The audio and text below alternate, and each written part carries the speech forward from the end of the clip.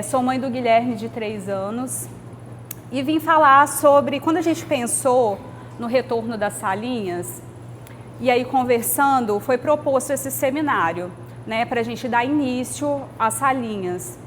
E aí quando veio essa proposta que a Daiane, né, lançou, Rayane, você podia falar sobre primeira infância e desenvolvimento da personalidade. Falei, para que lado que eu vou levar, assim, no contexto da igreja? Só que tem tudo a ver. E a proposta é que a gente fale um pouquinho de como que a criança aprende. Como que isso funciona? E depois eu vi as meninas passando o slide, não sei se foi do David ou da Daiane. Falei, gente, tudo a ver, tem tudo a ver o que eu vou falar. Eu vou trazer um pouquinho do que a ciência fala, tá? Para a gente perceber que isso tem muita importância no nosso dia a dia. E o objetivo é que no final a gente consiga refletir, né? O que a gente tem levado para os nossos filhos, né? O que a gente tem ensinado para os nossos filhos. Às vezes a gente acha que o básico do dia a dia não é nada, mas a gente vai perceber que o básico do dia a dia é tudo, tá? Então, para lá, né? Isso. E aí eu coloquei primeiro, deixa eu voltar aqui. Consigo voltar? Travou? Ah, voltou. Primeiro eu achei a foto desse menino na internet e eu achei maravilhoso. Então eu falei, eu vou começar minha apresentação com esse menino, que nossa, eu achei lindo demais. Eu falei, ele tem que estar na apresentação, não tem jeito. Esse foi o dia que ele nasceu, uma das primeiras fotos. Estou passando, tá, gente? Para cá? Ah, foi. E aí, eu coloquei essa frase, que infância não é um tempo de espera, não é um tempo da gente ficar esperando, é de fundação. Se eu perguntasse para vocês, se todos nós aqui fôssemos arquitetos ou fôssemos engenheiros, e aí fosse solicitado que a gente construísse uma casa, que ela precisaria durar pelo menos 100 anos. Em que vocês iriam investir para essa casa durar? Na fundação, na estrutura, né? Com a criança é a mesma coisa. A gente precisa investir na estrutura, porque a estrutura, ela tem a infância, os primeiros anos, tem uma relação imensa com o futuro, com a construção do caráter, com a construção da personalidade, e é isso que a gente vai falar aqui. Quando eu falo de primeira infância, tô tentando, tá, gente? Não tá indo para cá. Isso. Quando eu falo de primeira infância, eu estou falando do 0 aos 6 anos.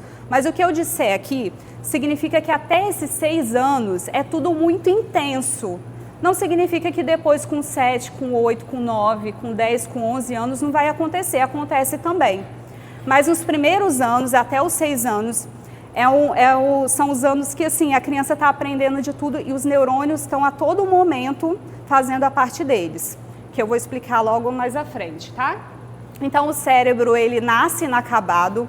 A gente não pode dizer que é o único órgão que nasce inacabado, porque a gente também tem o sistema imunológico e o sistema reprodutor também, mas a gente pode dizer que o cérebro é o mais imaturo, o que precisa de mais formação a partir do momento do nascimento. Tá? Então, 90% do nosso cérebro, ele vai ser formado até os 5 anos de idade, para a gente ter uma ideia que esses primeiros anos é muita coisa, são muitos estímulos que acontecem na cabeça dos nossos filhos, tá? E quando eu falo também dos nossos filhos, mas isso também pode ser uma avó, um avô, alguém que cuida da criança, né, que está ali a todo momento.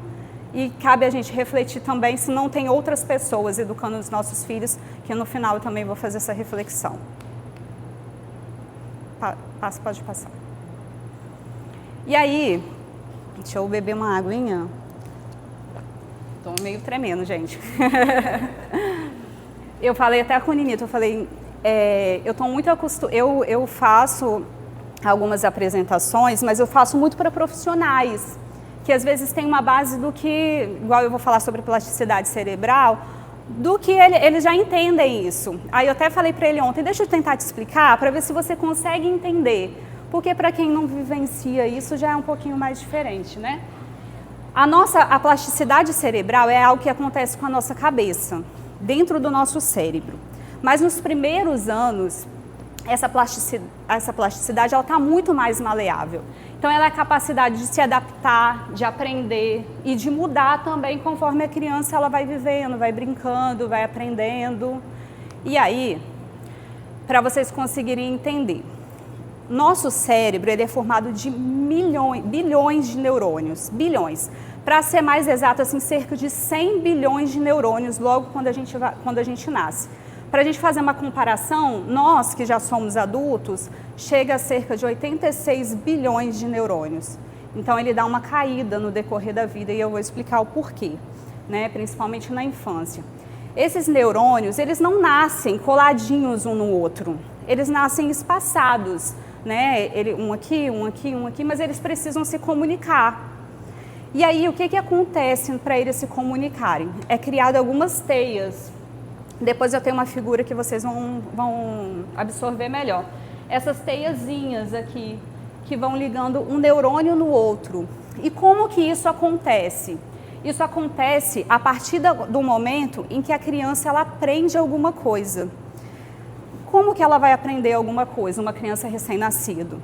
É a partir da interação de quem? A partir da nossa interação. De nós, dos pais, né? Daquelas pessoas que a criança tem o contato. Por exemplo, um recém-nascido, ele aprende a ouvir o som da mãe, ele aprende a ouvir o som do pai. Tanto que uma criança com 20 dias, quando a mãe fala alguma coisa, a criança já procura, né? Ela já aprendeu. Então, a cada coisa que a criança aprende, um neurônio vai ligando no outro, vai criando teias, um no outro.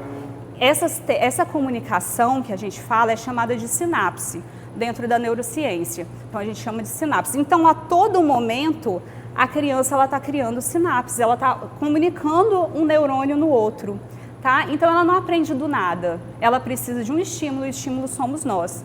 E esse é o foco da minha palestra hoje aqui, tá bom? Vamos tentar passar. Isso. E aí, como que isso vai acontecer na primeira infância, né?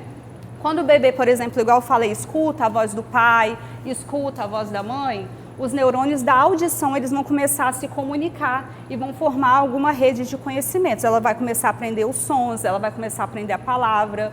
Da mesma forma, a coordenação motora, quando ela aprende a engatinhar, quando ela aprende a andar, né? A inteligência emocional também, que é o afeto, o amor, é a base de muita coisa também, que ela vai começar a aprender sobre as emoções, ela vai começar também a construir as suas relações saudáveis.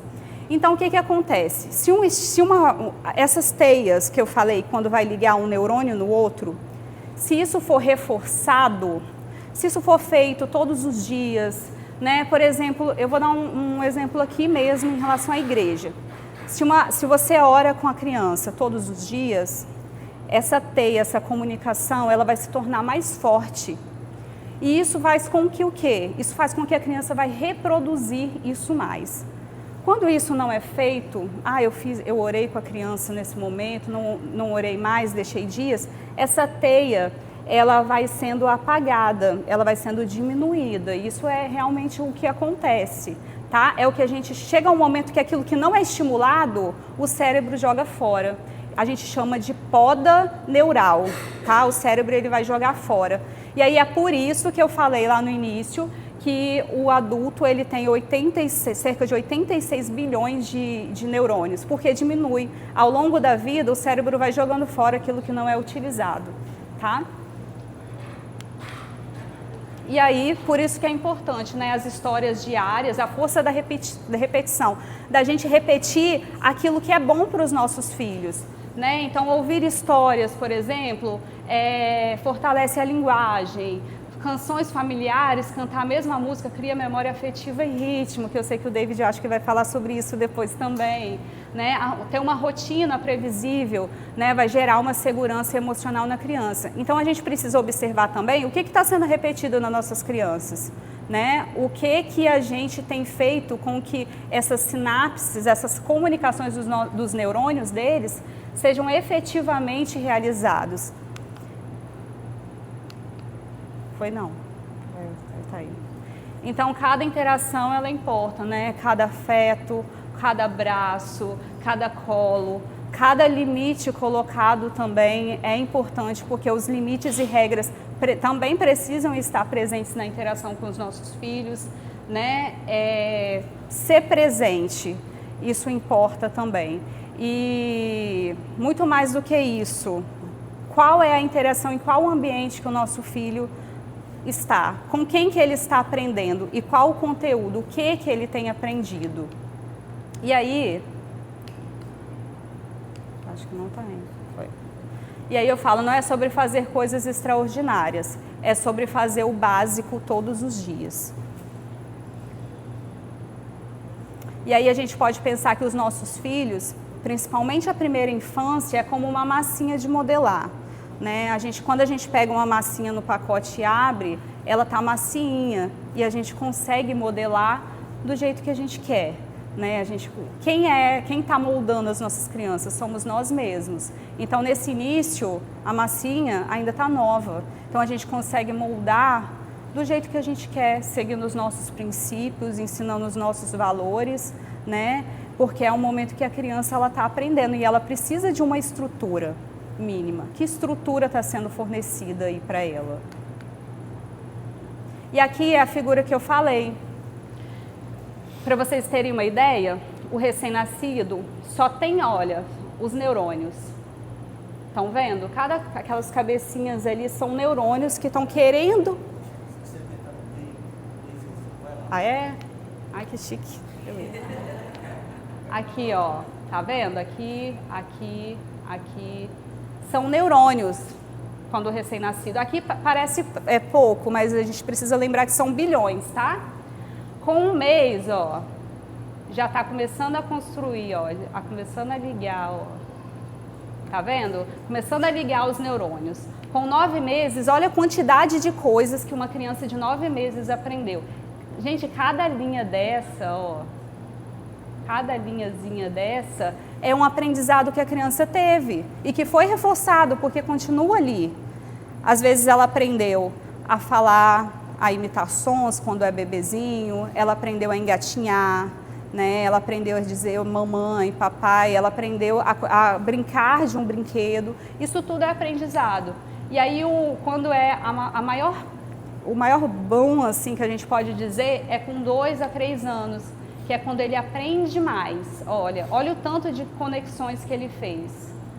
Que é a fase quando a gente vê que a criança de 2, 3 anos, ela está mais ativa, né? Ela está falando, ela está brincando, ela está todo mundo. Eu estava falando com a Duda, como é que está o seu filho com 3 anos? Porque o meu está numa fase que, olha, eu acho que ele deve estar aprendendo muita coisa e ele está aprendendo coisas novas, ele está agitado, mas é justamente aqui que ele está, nessa fase dos 2, dos 3 anos. É muita coisa que ele está aprendendo o tempo todo, então é muita coisa para a cabecinha dele também, né?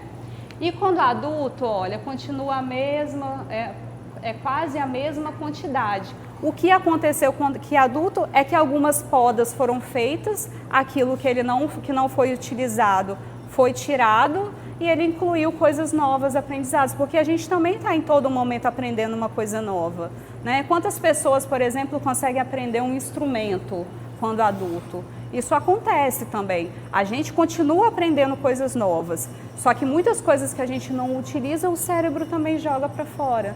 A gente não utiliza mais. Foi. E aí, foi pedido para falar sobre o temperamento, sobre o caráter e a personalidade. E aí eu vou tentar explicar um pouquinho rapidamente a diferença de cada um. O temperamento é aquilo que a gente nasce. Por exemplo, a gente às vezes fala de uma criança, nossa, essa criança tem um temperamento difícil, um temperamento forte, né? Não, essa daqui já é mais calma, essa daqui já é mais tranquila. Isso é algo inato, é algo biológico, é que nasce com a criança. Uma criança às vezes um pouquinho mais agitada, uma mais tranquila. Isso não é uma coisa que a gente consegue mudar, é genética, tá? É uma carga genética que a criança trouxe. O caráter já é o que a criança, né, ela constrói a partir daquilo que a gente dá de base para ela.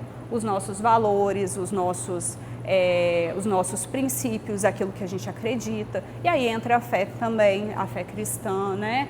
E tudo mais. A personalidade ela já é, né, é a forma com que a criança aprende a se sentir, a forma com que ela se relaciona com o mundo. A gente pode dizer que a personalidade também é uma junção do temperamento, que é algo que é biológico dela, com o caráter, que é algo que está sendo adquirido, que está sendo construído. É uma junção das duas coisas.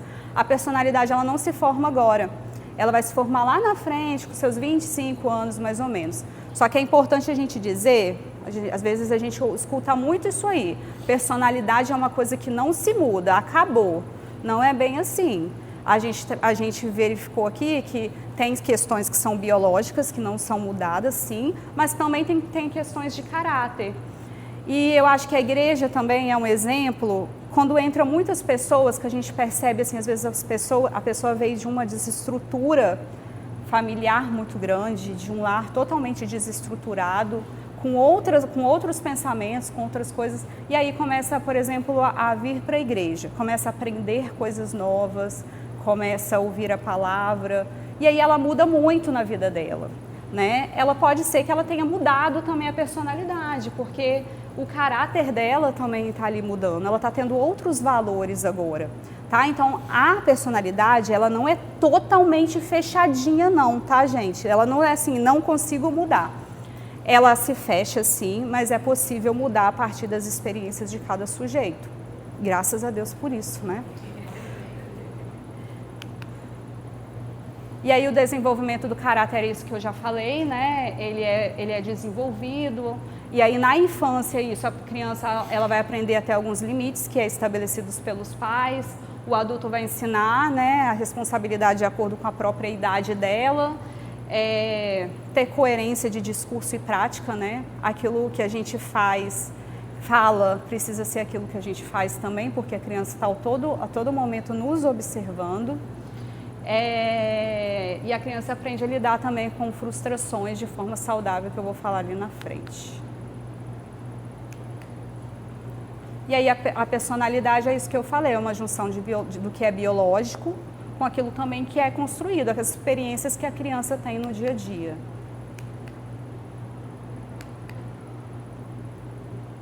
E aí é importante, no decorrer do desenvolvimento aí da personalidade, que tenha vínculos afetivos seguros, que essa criança também tenha amor, que essa criança também tenha afeto, né? Exemplo dos adultos é muito importante, eu preparei um slide depois só sobre isso. Validação emocional é a gente reconhecer os sentimentos da criança, né? Porque até os 6 anos, o que está sendo construído na personalidade é muitas questões voltadas a emoções e a relações. Então a criança precisa aprender também a conceituar o que ela está sentindo. Por exemplo, no momento de raiva. Eu sei que a nossa vida ela é corrida, a gente tem trabalho, a gente tem outras coisas, e eu sei muito bem disso também, porque eu vivencio isso dentro da minha casa. E às vezes a criança ela está chorando, e eu já estou estressada porque eu trabalhei e tal, e eu falo, não chora, não acaba com isso. A gente acaba, de certa forma, não dando valor a esses sentimentos que a criança tem. E aí chega um momento que ela não sabe nem nomear o que ela está achando que a raiva que ela está sentindo é errada, mas a raiva é alguma coisa que ela está aprendendo agora, para que lá na frente ela possa usar os sentimentos dela e da forma adequada, de forma saudável, né? E os limites claros e consistentes que toda relação com a criança também precisa ter. E aí, é o que eu falei, de 0 a 6 anos está sendo construído a base relacional dela e emocional, são as relações e as emoções. Dos 7 aos 12 anos, o foco da personalidade, da construção, o que os neurônios delas estão trabalhando mais? A consolidação da autoestima, os valores morais e os desenvolvimentos também das habilidades sociais dela. E a partir dos 12 anos, que é a adolescência, é um período de ajuste, vai ajustar algumas coisas, as crianças às vezes a gente percebe que elas mudam muito, né? Então elas estão se reajustando, as mães estão até assim, elas estão se reajustando à realidade que elas estão vivendo, é muita coisa nova, é muito desenvolvimento também, né? E aí vem questionamentos profundos, que aí começa um monte de coisas, desafios, né? Com o pai, com a mãe, e aí ela está construindo uma identidade nova também. É por isso que às vezes a gente fala, nossa, era criança agora, parece que tá virando outra pessoa, mas ela está construindo a identidade dela nova também, dentro do cérebrozinho dela. pode passar aí. E aí o papel do adulto na primeira infância. Isso é muito importante, porque o que eu falei até agora são de coisas que acontecem nos neurônios, né? As relações que os neurônios se estabelecem no nosso cérebro, no cérebro da criança, e que para isso precisa de uma outra pessoa, precisa do pai, precisa da mãe. Então, a criança ela aprende com o exemplo, a gente é um modelo vivo dela. E aí, o que ela está vendo em vocês? Né? O que os nossos filhos estão vendo em nós? Quem nós estamos sendo para eles? Como é que a gente lida com as emoções? Como é que a gente resolve os nossos conflitos? Porque parece que não, às vezes a criança está brincando, mas ela está observando também. Né? Como que a gente se relaciona com o outro? Como é que a gente enxerga o mundo? O que a gente está passando para os nossos filhos? E tem o fenômeno dos neurônios espelhos, né? É um assunto que é muito discutido hoje ainda no mundo. Em 1990, o cientista descobriu que existem os neurônios espelhos. Isso é fato. São neurônios aqui que eles vão refletir automaticamente o comportamento e até as emoções do outro e vai repetir. Então não é uma coisa, não é balela que a gente fala, é realmente algo científico. Existem os neurônios espelhos. E tem até alguns transtornos de personalidade, até estão falando sobre o autismo também, né? Às vezes de algumas disfunções nesses neurônios espelho. Então é algo que ainda estão estudando, que estão em pesquisa, mas que realmente tem no cérebro das nossas crianças. São neurônios que refletem o comportamento e as emoções do outro e acabam reproduzindo da mesma forma. Pode passar. E aí o que o meu filho aprende comigo? Se vocês pudessem, se seus filhos, né, se os nossos filhos pudessem hoje dizer pra gente o que ele tem aprendido com a gente todos os dias, o que será que seria? Se a gente for parar para refletir, né, no nosso dia a dia, será que seriam coisas boas? Às vezes poderia dizer que aprendeu paciência, ou às vezes poderia dizer que aprendeu também a gritar quando está bravo. Poderia dizer que aprende de Deus todos os dias, poderia dizer que não aprende de Deus todos os dias. Então é uma reflexão para a gente começar a fazer mesmo no nosso dia a dia, porque algumas atitudes nossas podem ser mudadas e isso vai mudar também todo o futuro e toda a infância de uma criança. Então, às vezes, a gente precisa parar mesmo para refletir quem a gente está sendo dentro de casa. E aí, tem essa imagem aí de uma criança ligada a vários lugares, ao contexto da igreja, da escola, da própria casa, do restaurante. E aí é um momento para a gente refletir quais os ambientes que nossas crianças estão. E aí, às vezes, a gente pode falar, tá vindo na igreja. Tá, mas a igreja é quarta-feira, as coisas fixas mesmo é na quarta e no domingo, de manhã e à noite. E os outros dias? Porque ser igreja também vai além disso, né? E na sua própria casa, como que tem sido? E aí eu falo também, além de contexto de ambiente, além de ambiente, quem você tem sido para o seu filho? Quem você é? Como você trata a sua esposa? Como você trata o seu marido? Como você trata um vizinho? Como você trata a sua mãe? Como você trata o seu pai? Como você trata um garçom quando você vai no restaurante? Ou como você trata o seu próprio filho também? Como que tem sido essas relações? Como você está lidando quando você tem um problema dentro da sua casa? Porque problema todo mundo tem. Como que tem sido isso, né? Porque assim, o tempo ele passa rápido demais e quem tem filho sabe disso, né? Parece que foi ontem que o Guilherme nasceu e está passando, está correndo. E aí o que eu tenho construído para a infância dele? Porque eu sei que a infância, o que ele aprende na infância é algo que ele vai levar para a vida adulta dele. E aí vamos imaginar que todos nós temos uma mochila invisível nas nossas costas. E aí nela a gente vai colocando tudo que o amor que às vezes a gente recebeu, a paciência, né, a tranquilidade.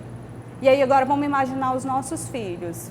né? Vamos supor que a gente colocou, tem paciência, tem tranquilidade, tem ensinamentos, tem tudo de bom. Mas quando uma criança, por exemplo, sofre violência, hoje eu trabalho em um serviço que atende vítimas de violências e de todos os tipos de violências, e é de todas as idades também, não é só adulto, é criança, e o que mais tem é criança, né? Eu tenho até um caso em comum com a Bárbara ali, que a Bárbara atende também um outro serviço que fica próximo do meu, e a gente percebe quanta desestrutura, às vezes, essas crianças e esses adolescentes eles receberam. Não receberam amor, não receberam ensinamento, não participaram, às vezes, de nenhuma igreja. E eles trouxeram isso na bagagem deles. É algo, a gente está com uma adolescente lá que trouxe todos os tipos de violências na vida dela. Coisas que você olha e você fala assim, gente, não acredito, não dá nem para acreditar que isso acontece. E aí ela está carregando a mochilinha invisível dela com um monte de coisa. Falta de afeto. E aí hoje ela foi reintegrada a uma outra família. Mudanças que teve? Sim, que bom que ela teve essas mudanças, ela está tendo a oportunidade dela receber afeto. Mas a mochila dela, essa história que eu tô falando, que é a mesma, Bárbara, que você deve estar pensando, vai mudar. Ela está num outro contexto, ela foi reintegrada a uma outra pessoa. Mas dificilmente vai ser tirado essas lembranças dela, de tudo isso que ela sofreu. Então tem coisas na nossa vida, que na nossa mochila a gente consegue tirar. Mas tem coisas que é difícil. E aí, às vezes alguma pessoa vem aqui e fala assim, não, mas eu tive uma vida, fui violentado de diversas formas, tive uma família totalmente desestruturada e eu superei. E aí, graças a Deus, glória a Deus por isso, você superou. Mas doeu lá atrás. Quando aconteceu, doeu e você carregou isso por muito tempo. E a gente não quer isso para os nossos filhos, né? A gente quer que os nossos filhos cresçam, que eles sejam bons homens, sejam boas mulheres. E o tempo está passando. E o que a gente tem colocado na mochila dos nossos filhos? Isso é uma reflexão para a gente fazer mesmo. Quem a gente tem deixado ensinar para os nossos filhos? Né? Porque, eu trabalho e tal, meu filho fica na escola, fica com o vizinho, enfim. O que ele tem aprendido? Isso é uma coisa para a gente buscar diariamente. E para a gente perceber que a infância dos nossos filhos, quem está ajudando a tê-los somos nós. Então, boa parte do que ele vai se tornar adulto também tem papel nosso. Né? Ele vai ter as escolhas dele, com certeza, no futuro, mas uma boa parte da carga que ele vai carregar é dos ensinamentos que nós em casa estamos dando para eles. Então fica uma reflexão para a gente conseguir fazer aí. Tá acabando já, tá? O tempo tá acabando. Se passe. E aí, só umas perguntinhas mesmo. Quem foi o adulto que acreditou em você e quem é você na vida das crianças que te cercam hoje? Qual tem sido o seu papel hoje? Pode passar. E aí tem um vídeo só de encerramento, é um resuminho do que eu falei, de 1 minutinho só, e aí a gente já encerra. Que é, a primeira infância não é apenas uma fase passageira, é a base de toda a vida. E a infância também, uma infância bem cuidada é o maior legado que a gente pode deixar também para os nossos filhos e para o futuro. É isso aí, gente. Obrigada, tá? Depois também vai ser criado um grupo de pais. Aí eu indico alguns livrozinhos bons também, tá? Espero que eu consiga ter passado algumas coisas para vocês. Eu tentei selecionar algumas, né? Mas estou à disposição. Obrigada.